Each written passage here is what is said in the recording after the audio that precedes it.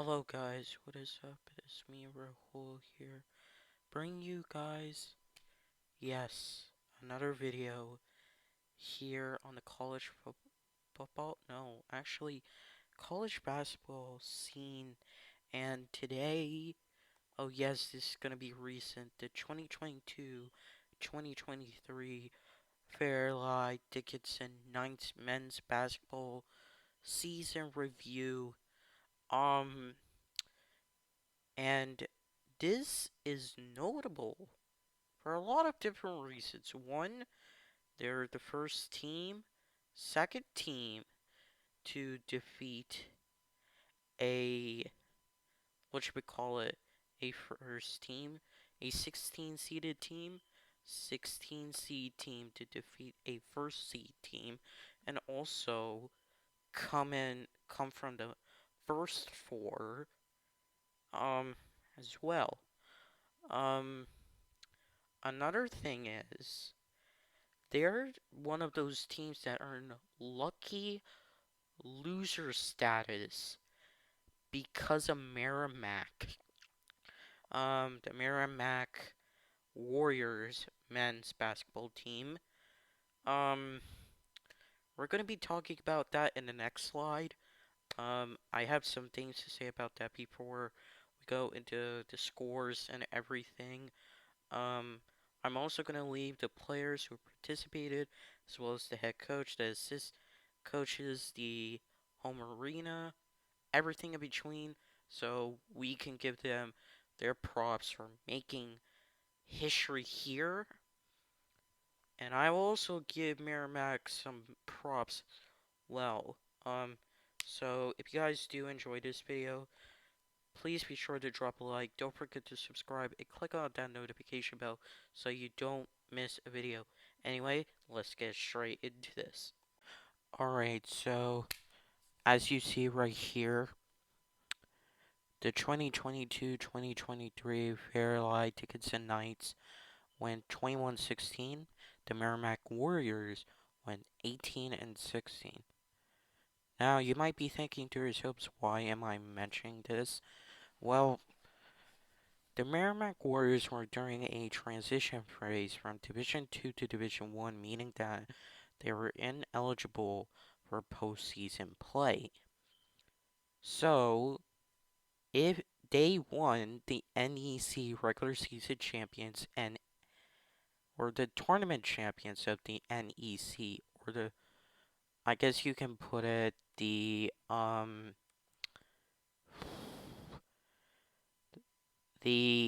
Northeast Conference that they were in, both at the Unites and Merrimack Warriors.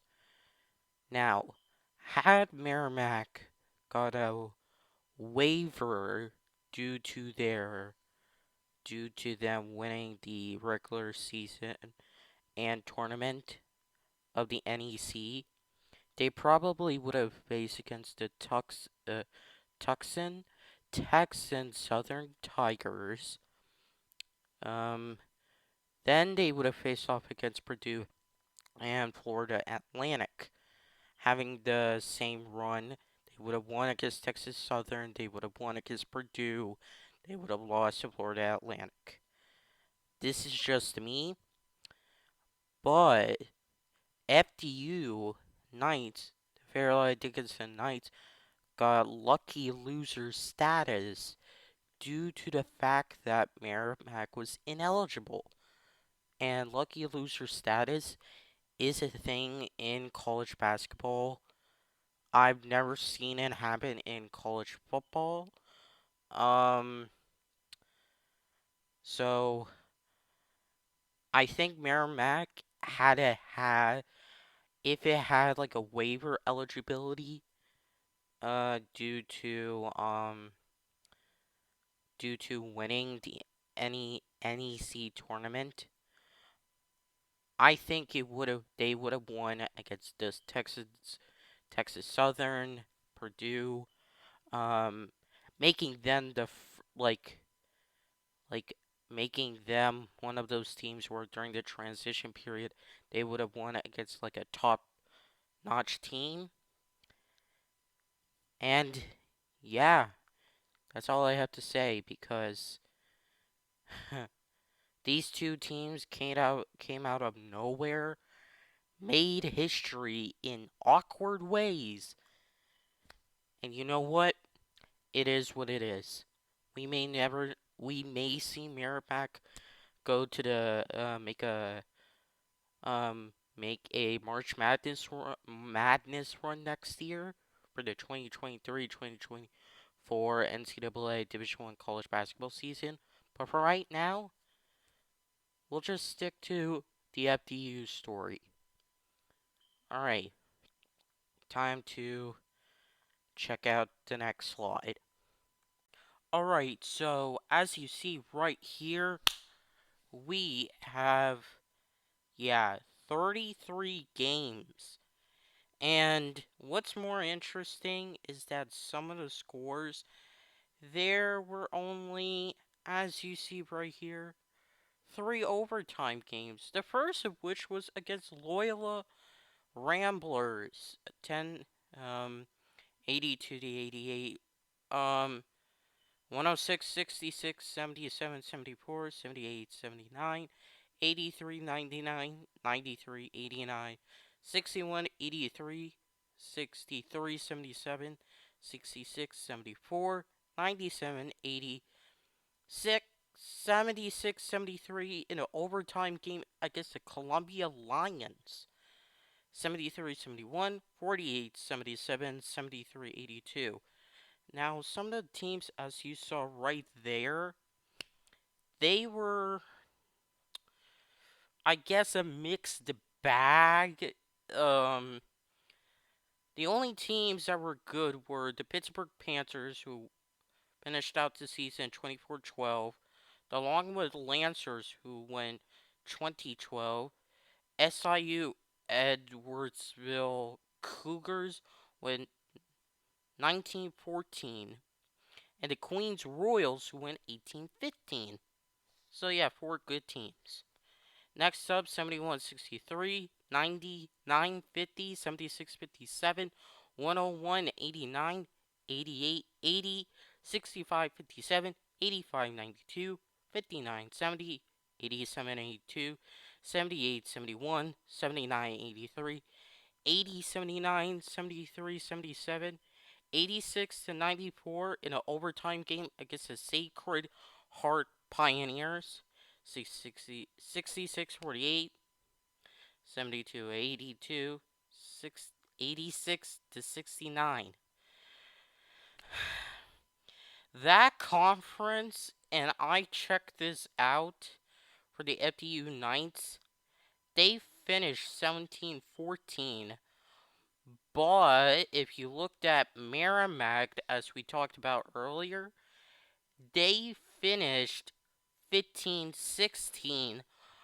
But because of conference play, they were considered first, and they were 12-4 in conference play. So, in an ideal world, Fairleigh Dickinson could have been the NEC regular season champions, and maybe the tournament champions, which would have eliminated a lucky loser status.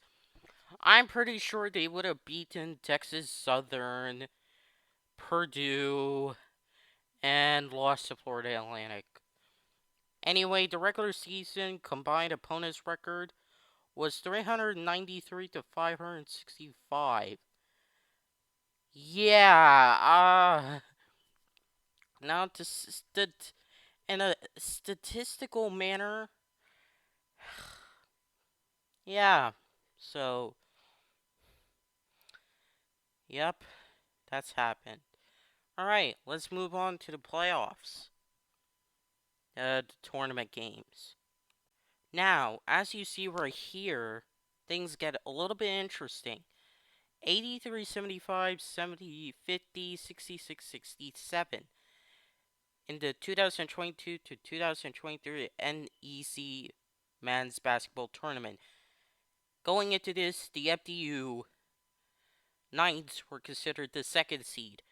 Now, the game against the St. Francis Red Flash due to Merrimack ineligibility, as I talked about earlier, that game was considered an automatic bid to the NCAA tournament. So, since FDU won, regardless if they won against Merrimack, if they won or lost against Merrimack, they would be going to the NCAA tournament, which they did. Um, um, so in the 2022-2023 NCAA Division One men's basketball tournament, which happened this year. So they went up against the Texas Southern Tigers. They won convincingly 84-61. This is from the East region in the first four. The next game, which is like the proper rounds and everything, the FDU Knights became the second 16 seed team to defeat a 1 seed team. 63-58 in a close game, by the way, against the Purdue Boilermakers. And it was in the East region. So, yeah, this was a first.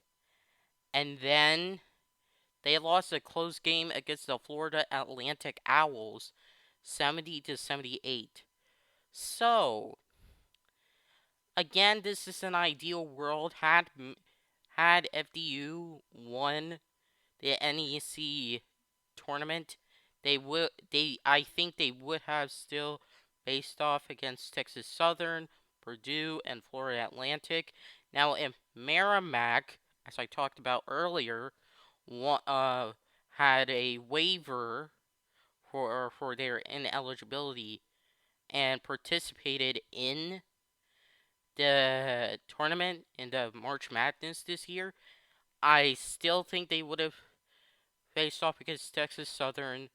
They would have faced off against the Purdue Boilermaker Purdue, and I still think they would have faced off against Florida Atlantic. That's just me. Also, another statistic. This is a first. First 16 seed to come out of the first four to defeat a, excuse me, 1 seed team. This is pretty cool.